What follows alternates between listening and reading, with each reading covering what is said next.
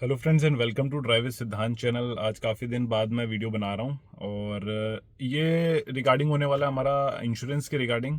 और ऐसा नहीं है कि सिर्फ फोर्ड के ओनर्स के लिए, ये सब के लिए जो भी फर्स्ट टाइम मतलब कभी इंश्योरेंस क्लेम करता है या कुछ होता है। वैसे ज़रूरत ना पड़े, मैं तो यही कहूँगा, बट खुदा ना खास्ता कभी होती है ऐसी कंडीशन कि आपको इंश्योरेंस क्लेम करना पड़ता है, तो क्या प्रोसीजर रहता है मैं उसको थोड़ा सा एक्सप्लेन करूंगा। बेसिकली मैंने भी कभी इससे पहले इंश्योरेंस क्लेम नहीं किया था। अभी रिसेंटली मैंने एक वीडियो डाला था, मेरी कार पीछे से ऑटो रिक्शा ने हिट कर दी थी, तो मुझे इंश्योरेंस क्लेम करना पड़ा था। इसमें मैं 2-3 पॉइंट और क्लियर करूंगा कि एक डर होता है फर्स्ट टाइम ओनर के लिए कि मैं जो इंश्योरेंस है वो अपना पर्टिकुलर सर्विस प्रोवाइडर, जो मेरा शोरूम वाले हैं, जो कार जहां से उन्होंने परचेज करी वहीं से लेके चलें तो ज़्यादा बेटर रहता है। पॉलिसी बाजार से कराते हैं तो इशू आता है। तो देखिए, मैं इसमें दो एक पॉइंट क्लियर करता हूँ।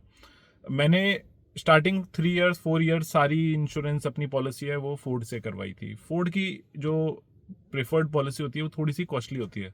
कॉस्टली इन द सेंस, अगर एक पॉलिसी जो वो 20,000 की दे रहे हैं, वो ही अगर मैं पॉलिसी बाजार पे सेम फीचर्स ट्राई करूंगा तो वो अराउंड 16,000 की पड़ेगी। तो देखिए 4,000 का एक डिफरेंस होता है जो काफ़ी बड़ा है वैसे। बट उस टाइम पे एक डर होता है कि क्या फोर्ड प्रेफर्ड नहीं लेंगे तो सर्विस सेंटर उतना अच्छे से हमारे को ट्रीट करेंगे नहीं करेंगे, हमारे को क्लेम प्रोसेस कराने में सब चीज़ में दिक्कत आएगी। तो ये एक बहुत बड़ा डर होता है जिसकी वजह से कंटिन्यूसली हमने 3-4 साल इसको फोर्ड प्रेफर्ड पॉलिसी को कॉस्टली होने के बावजूद भी हमने वही वाली अवील करी। लास्ट 2 ईयर से मैं पॉलिसी बाजार के थ्रू ले रहा हूँ, लेकिन इसमें एक छोटा सा ट्विस्ट है कि पॉलिसी बाजार की मैंने थ्रू फोर्ड वालों से ही ली है। तो अगर आप भी किसी और शोरूम पे हैं, मतलब आप महिंद्रा से हैं, टाटा से हैं, किसी से भी हैं, अगर आपको वो लोग बोलते हैं कि हमारी वाली पर्टिकुलर पॉलिसी लो, तो ऐसा कुछ नहीं होता। आप जौन सी पॉलिसी आपको सस्ती पड़ रही है, लेकिन हाँ, उसका थोड़ा सा ये देख लीजिए कि कोई भी पॉलिसी वाला उठा के नहीं लेनी है। मतलब जैसे अगर आप जाते हैं मार्केट में तो 10 पॉलिसी कंपनीज हैं, तो उसमें जो जिसका थोड़ा रेपुटेशन अच्छा है, जिसका क्लेम प्रोसेसिंग अच्छी है, जिसका रिजोल्यूशन अच्छा है, जिसकी परसेंटेज 95-96 अबव चल रही है, एटलीस्ट ऐसी किसी कंपनी को ही प्रेफर करिएगा। तो मेरा जनरल लाइबिलिटी वाला मेरा मतलब इंश्योरेंस था। तो इसमें बेसिकली हुआ क्या था कि पीछे की साइड से ट्रैफिक के टाइम पे ऑटो रिक्शा ने पीछे से बैक में हिट किया और उसकी वजह से मेरा लाइट, क्वार्टर पैनल, साइड वाला जो डोर के साइड में जो एक पैनल होता है उस पर हल्के से स्क्रैचेस, प्लस नीचे जो बम्पर था उस पर बहुत माइन्यूट से मेरे स्क्रैचेस आ गए थे। उसमें जब मैं ये क्लेम करने का सोच रहा था तो काफ़ी लोगों के कमेंट आए थे कि सर आपने 5 ईयर से कभी कोई पॉलिसी क्लेम नहीं करी है, आपका एनसीबी काफ़ी अच्छा चल रहा है, आपको 60% मिलेगा अगली बार, तो आप इसको बेसिकली मत लीजिए। तो देखिए, ये अब आपको डिसाइड करना है कि इंश्योरेंस लेना आपको कॉस्टली पड़ रहा है या आपको एनसीबी बचाना है। मतलब ये आप पे डिपेंड करेगा। जैसे मैं आपको बताऊं कि एक बार और हुआ था, मेरी खड़ी पार्किंग में किसी ने ब्रेक कर दी थी मेरी लाइट। तो लाइट जो इसकी बैक लाइट होती है वो अराउंड 1300-1400 की होती है। अब मैं 1,000 रुपये फाइल चार्ज देके 1400 वाली लाइट को फिक्स कराऊंगा तो वो वर्थ नहीं है। मैं आपको रिकमेंड नहीं करूंगा कि आप अपना एक जो आपका रेपुटेशन चल रहा है, जो आपका एनसीबी चल रहा है, जो आपकी एक कार की हिस्ट्री चल रही है, उसे मत खराब करिए कि आपने अननेसेसरी क्लेम लिया। नंबर ऑफ क्लेम जब आप ज़्यादा लेते हैं तो आपको इंश्योरेंस हमेशा महंगा मिलता है। तो मैंने उसकी वजह से वो छोड़ दिया था। तब मैंने डायरेक्टली खुद से सर्विस सेंटर पे जाके अपनी गाड़ी की लाइट को रिप्लेस करा लिया। मेरे को अराउंड 1400 विद लेबर कॉस्ट वो हो गया था। इस टाइम पे मैं सिर्फ लाइट को कराता तो देखिए डेफिनेटली तब भी मेरे लिए वर्थ नहीं है, क्योंकि मैंने जब पिछली बार अपनी लाइट को ठीक नहीं कराया वहां से, तो मेरे को अराउंड 1,800 रुपीज़ की एनसीबी की मेरे को डिस्काउंट मिला था। जो मेरे को पता है इस बार मेरे को करीब 2,500, हो सकता है 3,000 भी मिल जाता। मैं एक रफ बोल रहा हूँ, वैसे 3,000 नहीं मिलेगा, बट मैं बोल रहा हूँ कि हो सकता है मुझे 3,000 की डिस्काउंट मिल जाती पॉलिसी नेक्स्ट परचेज करने पे।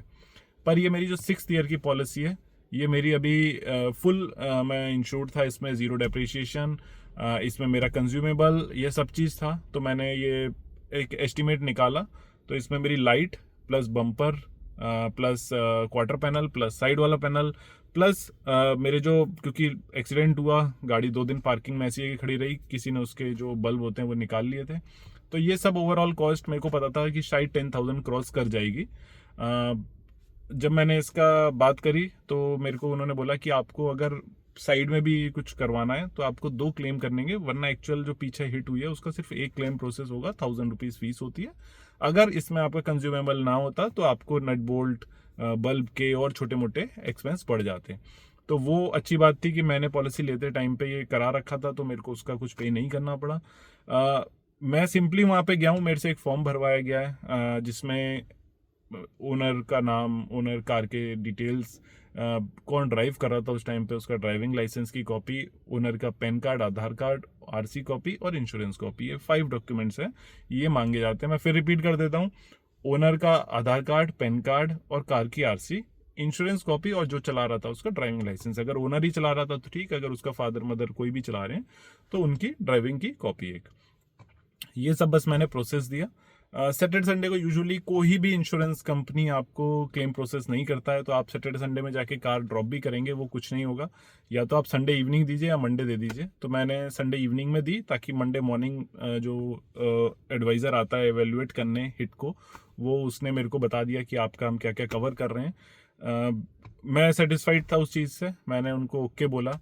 पार्ट्स अवेलेबिलिटी एक कभी कभार मेजर इशू पड़ जाता है। बहुत सारे मैंने ऐसा देखा है कि आप चाहे Hyundai में हो चाहे मारुति में हो, पर्टिकुलर कभी कभार कुछ पार्ट होता है वो लोग बोलते हैं कि अवेलेबल ही नहीं है। जैसे आप किसी की साइड का फ्रंट फेंडर अवेलेबल नहीं है, या वो बोलते हैं बम्पर नहीं है, तो वैसे तो आइडियल ये होता है कि आपको वो पता करा लीजिए कि आपकी कार का पार्ट है या नहीं है। बट अब आप हर एक छोटे पार्ट की अवेलेबिलिटी नहीं चेक करा सकते हैं। तो मेरे को कार ड्रॉप करनी थी, मैंने कार ड्रॉप करी। मेरे को फोर्ड वालों ने बता दिया था कि आपका अगर कुछ पार्ट नहीं होगा तो हम ऑर्डर करेंगे, और फोर्ड इंडिया से अराउंड 48 आवर्स में वो पार्ट डिलीवर होता है। तो मंडे मेरा इवैल्यूएशन हुआ, ट्यूसडे को काम स्टार्ट हो गया था। करते करते मेरे को वेडनेसडे, थर्सडे, फ्राइडे से पहले ही मेरे को कार उन्होंने डिलीवर कर दी। मैं आज ये वीडियो बना रहा हूँ तो मेरे को 3-4 दिन के अंदर उन्होंने मेरा सारा काम करा दिया। ओवरऑल अगर मैं बात करूँ तो 1 वीक का टाइम उन्होंने मेरे को लिया इसमें, क्योंकि मैंने कार ड्रॉप करी, नेक्स्ट डे इवेल्यूएटर आया, उसने एवेल्यूएट किया, नेक्स्ट डे हमारा अप्रूवल आ गया था कि आप काम करा सकते हैं। काम करने में 3 दिन लगे, पेंट का काम और ये सब, और बम्पर अवेलेबिलिटी कराने का, और उन्होंने मेरे को ये कार डिलीवर करा दी। और इजी प्रोसेस इतना है कि मैं गया हूँ कार पिक करने, मैंने सिर्फ 1000 रुपीज़ अपना फाइल चार्ज पे किया है। मुझे एक डीओ मिल गया था कि कार में क्या क्या काम हुआ है, कितना ओवरऑल बिल है। जैसे मान लीजिए मेरा बिल 12,600 कुछ का बना है, उसमें से 1000 रुपये मैंने दिए, 11,600 इंश्योरेंस कंपनी हमारे सर्विस सेंटर को पे करेगी। अब इसकी वजह से अगर मैंने इसमें 1000 रुपीज़ की फाइल चार्जेस दी हैं और मैंने अपना अराउंड 12,500 रुपये का काम करा लिया, अगर मैं मानता हूँ मैंने 3,000 रुपये की एनसीवी लॉस करी है अपनी, तो ओवरऑल मैंने 4,000, 3,000 वो प्लस 1,000 रुपये जो मैंने फाइल चार्ज दिए, मैंने 4,000 रुपये का मैंने अपना एक्सपेंडिचर खर्च किया और मैंने अपनी कार ठीक करा ली है। यही चीज़ मैं खुद से कराने जाता, हो सकता है 12,500 नहीं, मैं 10,000 8,000 में तो कराता, तो डबल मेरे को यहाँ बेनिफिट हो रहा था। तो ये आपको समझना है कि आपको कब इंश्योरेंस क्लेम करना है, किस चीज़ के लिए करना है। हर छोटी चीज़ के लिए मैं नहीं सजेस्ट करूंगा आप लेके जाएं अपना इंश्योरेंस क्लेम करने, लेकिन अगर आपने वो अवेल कर रखा है, आपके पास है, तो उसको एटलीस्ट करा लीजिए। इसी में मेरे को सेंटर पे कोई मिला था, उनका क्वेश्चन आया था कि सर कंज्यूमेबल और ये सब लेना चाहिए या नहीं लेना चाहिए, या हम जीरो डेप्थ की ओर जाएं या ना जाएं। तो देखिए, डेफिनेटली जीरो डेप्थ पे जाने में आपका जो इंश्योरेंस की कॉस्ट है प्रीमियम की, वो डबल हो जाती है। अगर आपकी एक जो इंश्योरेंस है वो आपको अगर 5,000 का पड़ रहा है, जैसे आप उसमें अगर आप कंज्यूमेबल और ये जीरो डेप्रिशिएशन इंक्रीज करवाते हैं, वो 5,000 से बढ़ के सीधे 8 या 10,000 हो जाता है। इसमें सबसे बड़ा फर्क ये होता है कि जैसे इस टाइम पे मैंने प्लास्टिक में काम कराया, कुछ भी कांच का काम हुआ, मेरे से कोई पैसा नहीं लिया गया, मेरे को सब चीज़ फुल मेरा रिप्लेसमेंट था। वरना ये होता है अगर आप जीरो डेप्रिसिएशन नहीं होता कि सर रबड़ का इतना, प्लास्टिक का इतना, इसका इतना आपको पे करना पड़ेगा, हो सकता है 12,000 में से 1,000 रुपीज़ जो फाइल चार्ज है उसके अलावा भी मेरे को हो सकता है कि 1,500-2,000 रुपये मेरे को पे करने पड़ते हैं। तो ये फ़ायदा होता है जब आप जीरो डेप्रिसिएशन और कंज्यूमेबल लेके चलते हैं। अगर इसके बावजूद भी किसी के मन में कोई डाउट आता है कि इंश्योरेंस कैसे क्लेम करते हैं, तो वो मैंने आपको बता दिया, सिंपल है। आप जाइए अपने सर्विस एडवाइज़र या अपने शोरूम पे फ़ोन करिए कि मेरी कार का इम्पैक्ट हो गया है, मेरे पास ये फलाना इंश्योरेंस है।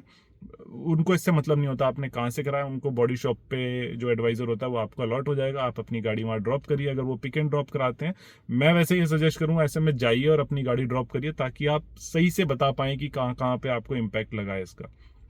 कभी बार होता है कि कोई डोर ओपनिंग में सही नहीं चल रहा है, हर चीज़ फ़ोन पे उतना अच्छे से कम्युनिकेट नहीं हो पाती है। तो ये एक ओवरऑल मतलब मेरा वीडियो था सारे ओनर्स के लिए, सिर्फ फोर्ड के लिए मैंने बात नहीं करी है। आप किसी भी ब्रांड की कंपनी कार चलाते हैं, आपको उसमें अगर कभी इंश्योरेंस क्लेम करना है, कोई सा इंश्योरेंस आपका है, तो यही एक जनरल प्रोसीजर होता है। सबके इंश्योरेंस कंपनी के फॉर्मेट थोड़े बहुत अलग हो सकते हैं, जो फॉर्म होता है, लेकिन आपको उसमें बेसिक डिटेल यही भरनी होती है, इसके अलावा कुछ नया नहीं होता, और आप इजीली अपना क्लेम प्रोसेस करा सकते हैं।